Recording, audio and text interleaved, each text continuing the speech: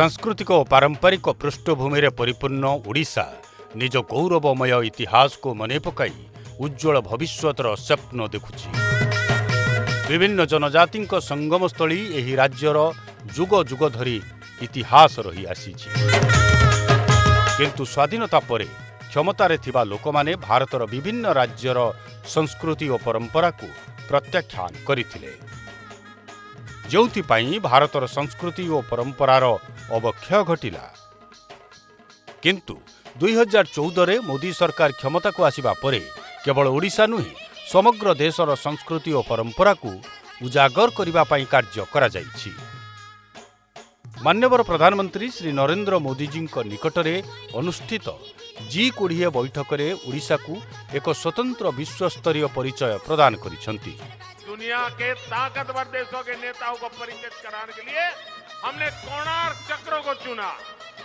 आम धर्मेंद्र भाई ओडिशार संस्कृति और परंपरा को बंचाई रखिबा निमंते IIM संबलपुर रे एक रंगवती सेंटर फॉर एक्सेलेंस प्रतिष्ठा करिसंती।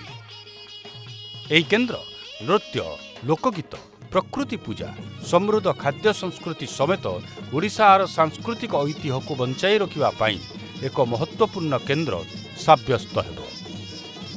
विश्वस्तर रे धार्मिक संस्कृतिर प्रचार प्रसार पाई कोणार्कर सूर्य मंदिर रे एक अत्याधुनिक पर्यटन केंद्र मध्य प्रतिष्ठा करिसंती धर्मेंद्र प्रधान। एही केंद्र केवल पर्यटकों को श्रीमंदिरर समृद्ध इतिहास संपर्क रे अवगत कराइब नाही, बरं ओडिशार प्राकृतिक और सांस्कृतिक ऐतिह्य उपरे आलोकपात मध्य करिब।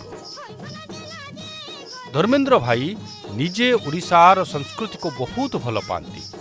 आपण एठारे देखिपारिबे पखाळ सेवन करिबा समय माँ समलेश्वरी आशीर्वाद रे ओडिशार विकासर प्रत्येक क्षेत्र रे धर्मेंद्र प्रधान को अवदान प्रशंसनीय।